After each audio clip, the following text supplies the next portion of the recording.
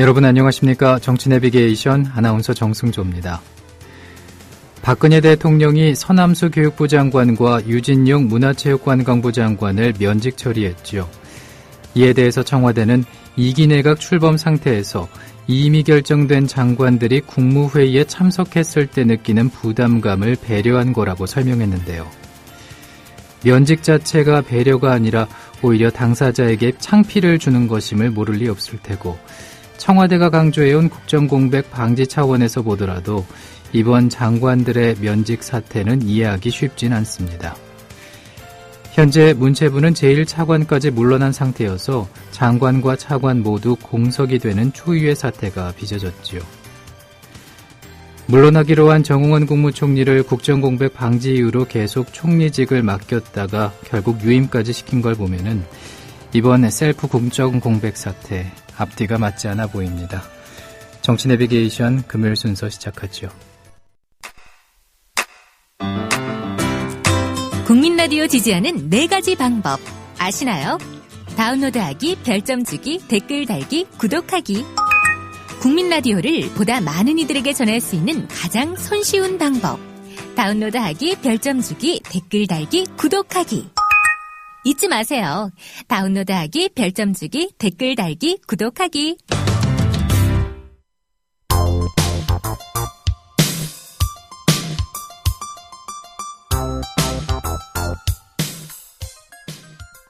세월호 참사의 진상규명은 새로운 대한민국의 첫 걸음입니다.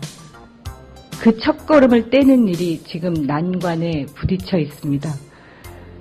청와대만 지키고 국민의 안전은 지키지 않겠다는 새누리당, 지금 세월호 특별법 제정을 가로막고 있습니다. 그런데 또 한 가지 저희 국민들이 분통을 터뜨리는 일들이 있습니다. 청해진 해운 수사, 지지부진하게 이루어지고 있는 일입니다. 연인원 130만 명의 경찰관이 동원됐다는 유병언 검거는 짜고 치는 고스톱이라는 평가를 받고 있는지 오래입니다. 그런데 지난 7월 7일 국제뉴스에서는 유병언 일가사업체의 자금 관리와 경영을 총괄한 인물로 지목되고 있는 김필배 전 문진미디어 대표와 나경원 후보 집안의 관계를 보도했습니다. 구원파의 실세인 김 전 대표와 나경원 후보의 부친이 긴밀한 관계를 유지해 왔다는 것입니다. 실제로 김필배 씨는 나경원 후보 부친이 운영하는 홍신학원 교장 출신입니다. 1990년 3월에 나경원 후보 부친의 뒤를 이어서 화곡중학교 교장으로 취임한 후에 2000년 8월까지 10년 이상을 화곡중고등학교를 옮겨 다니면서 나 후보 부친과 번갈아가며 교장을 역임했습니다. 또한 김필배 씨는 2008년부터 2013년까지 홍신학원 이사를 지냈습니다. 이 기간은 김필배 씨가 문진미디어 대표로 재직하던 기간입니다. 김필배 씨는 2002년 다판다 초대 사장을 거쳐서 2003년부터 지난해까지 문진미디어 대표를 지냈습니다. 그런데 나경원 후보가 홍신학원 이사로 취임한 것은 2009년 2월입니다. 여러분들도 다 아시다시피 학교 법인이 운영하는 사립학교의 교장 임명권은 이사장에게 전적으로 달려있고, 통상적으로 가족이나 친척, 친구, 지인 등 사립학교 법인 임원이 이사장을 중심으로 한 친분 관계를 통해 이루어지고 있다는 점을 상기해 볼 필요가 있습니다. 나경원 후보 아버지의 최측근이자 유병언 씨의 최측근인 김필배 씨, 나경원 후보와 함께 재단 이사를 한 김필배 이사, 그들이 어떤 사이인지에 대한 의혹이 제기되는 상황입니다.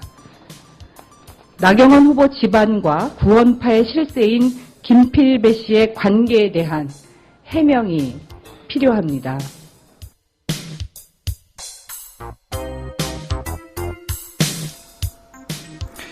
언론 보도를 근거로 서울 동작을 재보선에 나선 나경원 새누리당 후보 집안과 세월호의 주범인 유병헌 전 세무회장의 최측근 간 유착 의혹이 제기된 상황입니다. 한편 세월호 특별법 처리가 무산되면서 여야는 일단 7월 임시국회를 열어서 논의를 계속 이어갈 예정이라고 하죠. 하지만 730 재보선까지 맞물려서 여야 기싸움이 팽팽한 만큼 이달 내 처리는 쉽지 않을 것이라는 관측이 나오고 있습니다. 특별법 제정을 기다리는 세월호 사고 가족들의 마음만 까맣게 타들어가고 있지 않을까 싶습니다. 새정치민주연합 유은혜 의원의 기자회견장 함께하셨습니다.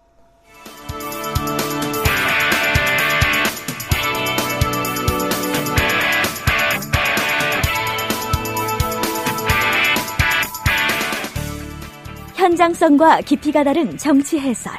지금 여러분께서는 정치 내비게이션을 듣고 계십니다.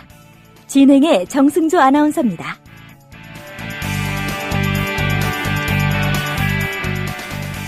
계속해서 정가레이더 시간입니다. 이강윤 정치평론가 전화 연결돼 있습니다.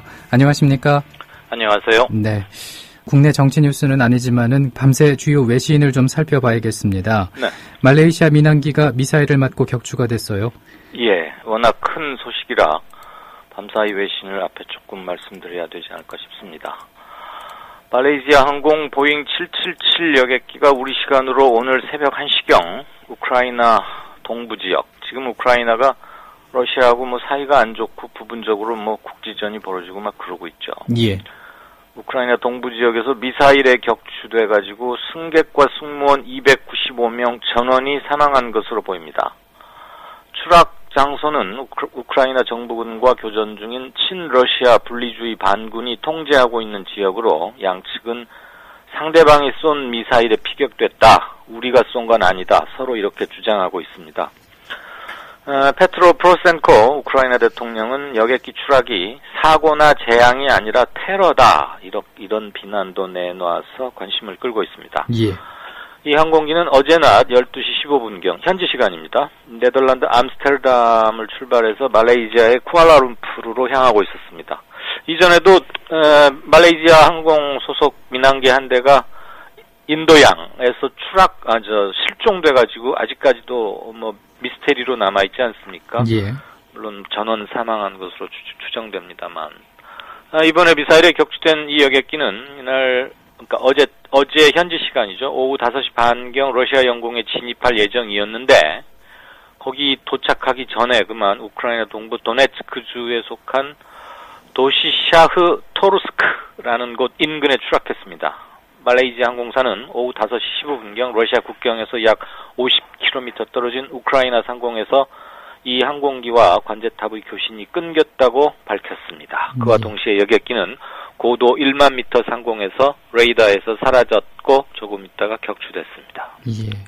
그런가 하면 휴전을 한다고 하더니 이스라엘은 팔레스타인 가자 지구에서 지상군을 투입했어요. 네, 약 5시간 동안 휴전이 잠시 이루어졌는데 휴전이 끝나자마자 다시 공습이 재개됐고 급기야 이스라엘이 탱크를 앞세워서 가자 지구, 팔레스타인이 지금 통치하고 있는 거주 지역이죠. 예. 가자 지구에 전격 진입했습니다. 지도를 보시면 아시겠지만 가자 지구는 해안가의 몇 면에 있는데 우리나라 디귿자로 이렇게 딱 봉쇄된 곳입니다.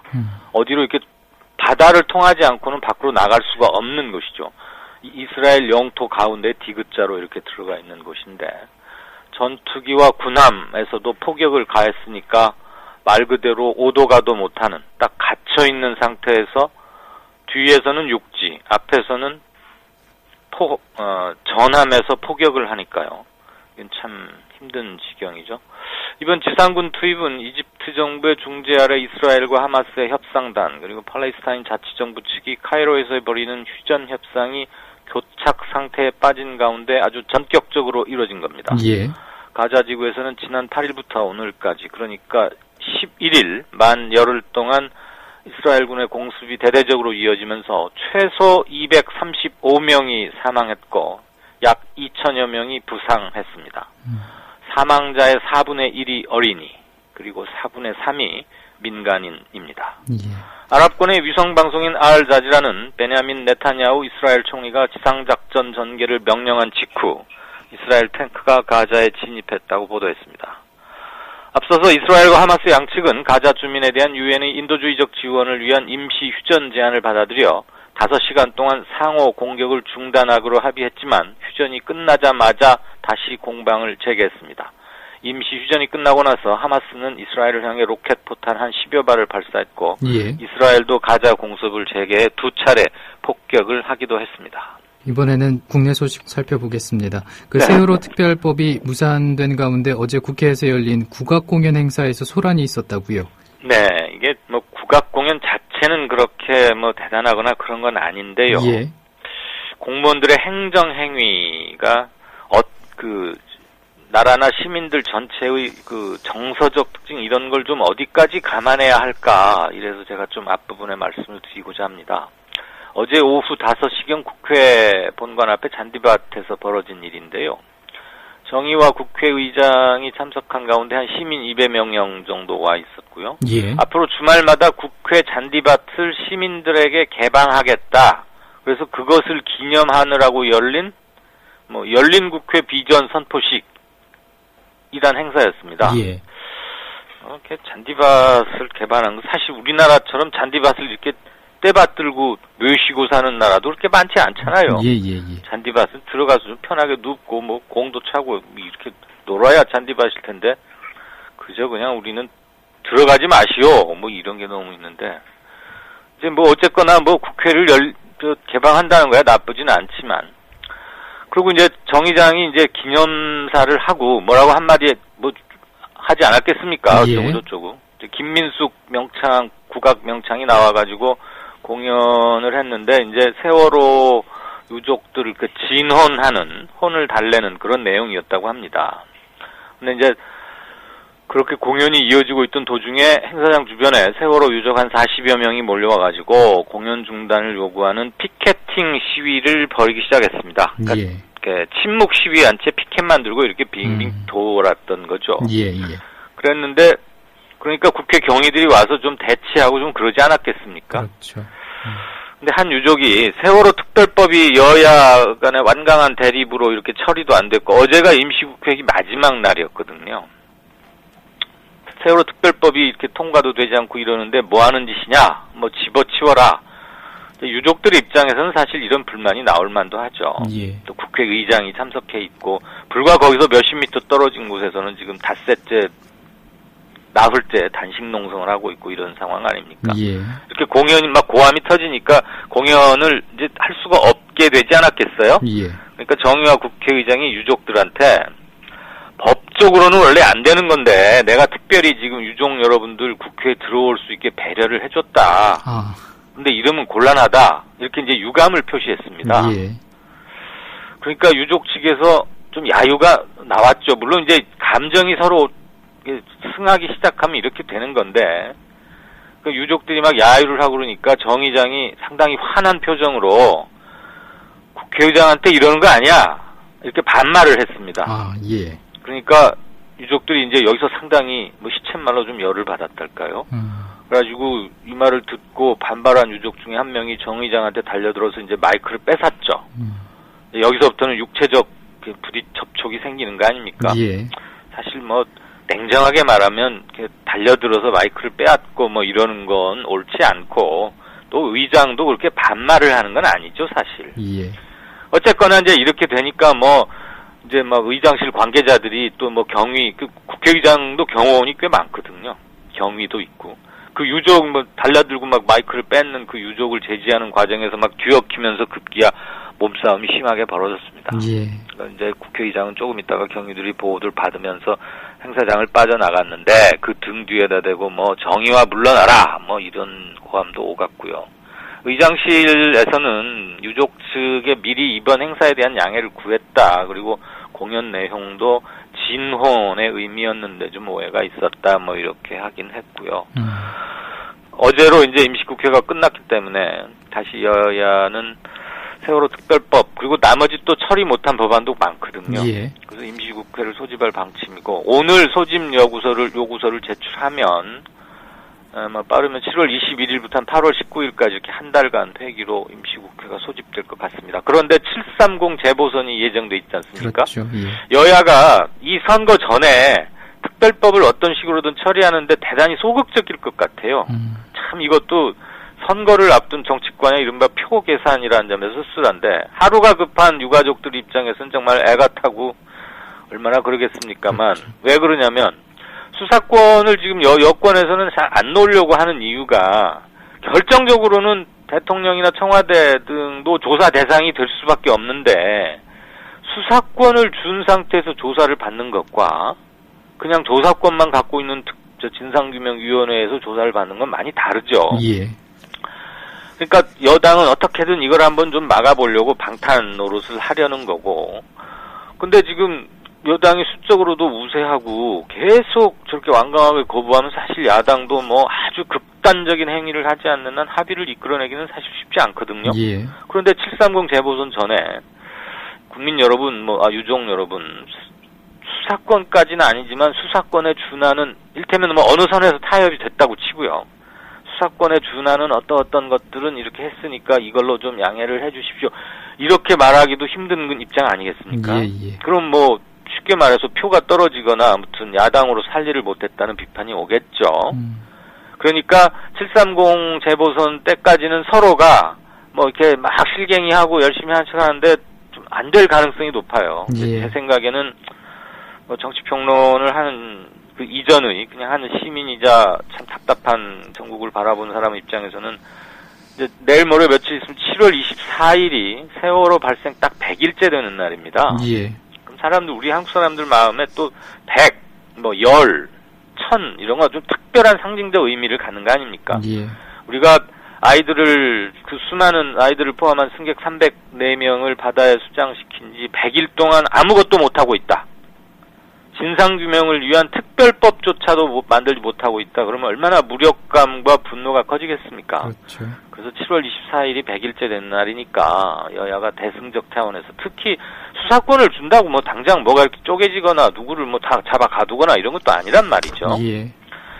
사법 절차에 따라 진행되는 거고 그러면 뭐 진상규명조사위원회에 수사권을 안 주면 그럼 누구도 수사를 안 하겠다는 거? 그런 건 아니지 않습니까? 지금도 검찰이 수사를 하고는 있죠. 잘 안 되니까 중립적 기구가 제대로 해보자는 건데 그런 차원에서 여야가 용단을 내려야 되는 게 아닌가. 특히 여당이 그런 생각을 개인적으로 하게 됩니다. 근데 그 세월호 특별법과 관련해서 새누리당은 조사위에 수사권 주면은 사법체계 근간 흔들린다 이런 입장이잖아요. 네네. 이와 관련해서 참여연대가 반박 성명을 냈군요. 네, 제가 지난 이틀 전인 수요일 이 시간제 코너에서도 사법 수사권을, 사법권을 주고 있는 예가 지금도 많다. 이를테면 식약청, 이런데, 관세청, 이런데다가 특별 사법경찰권이라는 게 주어져 있거든요. 예. 그 사람들이 무슨 잘못된 관세 행정이나 잘못된 음식물, 의약품 관련해서 했을 때 일일이 경찰이나 검찰에 신고해가지고 그 사람들이 나와서 수사하게 하는 거 아니거든요. 바로 조사 및 단속 이렇게 합니다. 사법권을 행사하고 있는 거죠. 이제 그런 관계는 말씀드렸고 어제는 이제 참여연대에서도 성명을 하나 낸 건데 참여연대는 처음 시행해 보는 것일 뿐이다. 아마 사실관계를 조금 잘 못 파악하고 있는 것 같기도 해요. 예. 그 특별위원회에 수사권을 준 전례는 이전에도 많이 있었습니다. 근데 이제 수사 및 기소 절차까지 이제 기소권은 사실 준 건 없었죠. 유족 측에서는 기소권까지 달라는 거고 이 부분도 논쟁적이긴 합니다만. 예. 수사 및 기소 절차도 형사소송법을 따르게 돼 있으니까 사법 체계를 흔드는 건 아니다. 그리고 수사에서 범죄 혐의가 있으면 기소할 수 있다는 것뿐이지 직접 재판을 하는 것도 아닌데 왜 새누리당은 사법 체계의 근간을 흔든다고 하느냐 이렇게 이제 되물으면서 빨리 촉구 성명을 다시 한번 낸 겁니다. 예.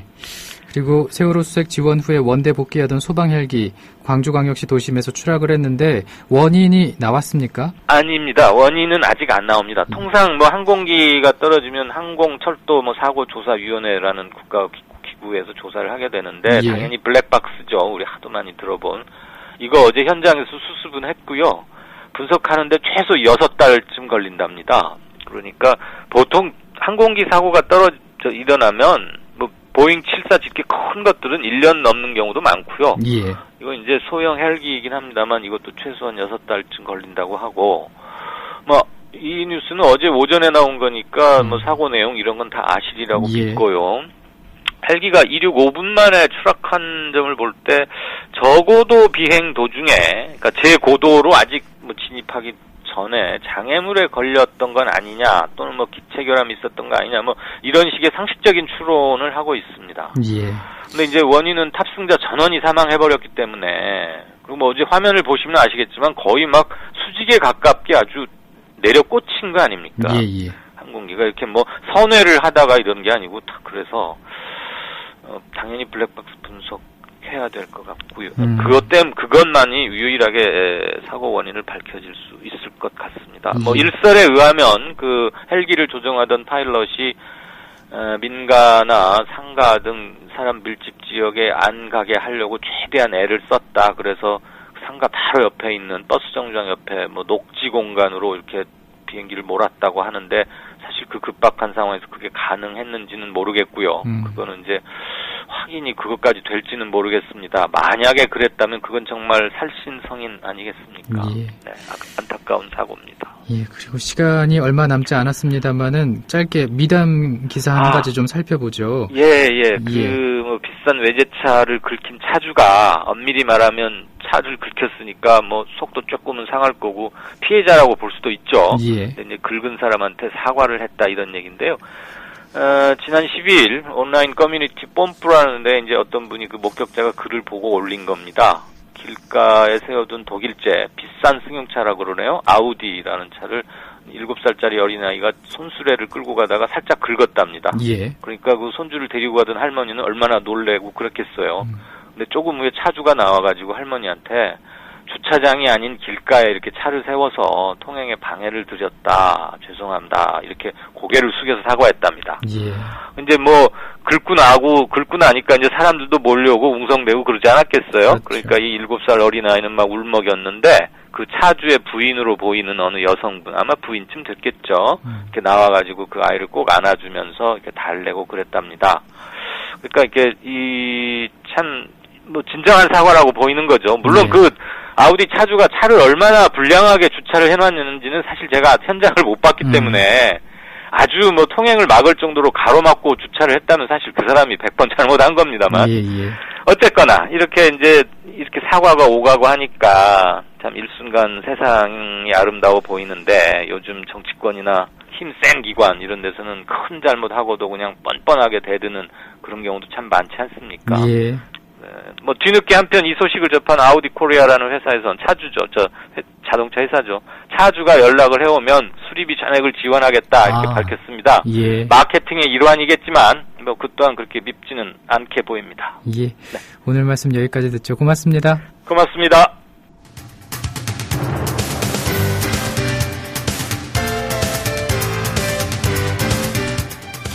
정치 내비게이션 금요일 순서 마칩니다. 주말 잘 보내시고요. 다음 주 월요일 아침 7시에 인사드리죠.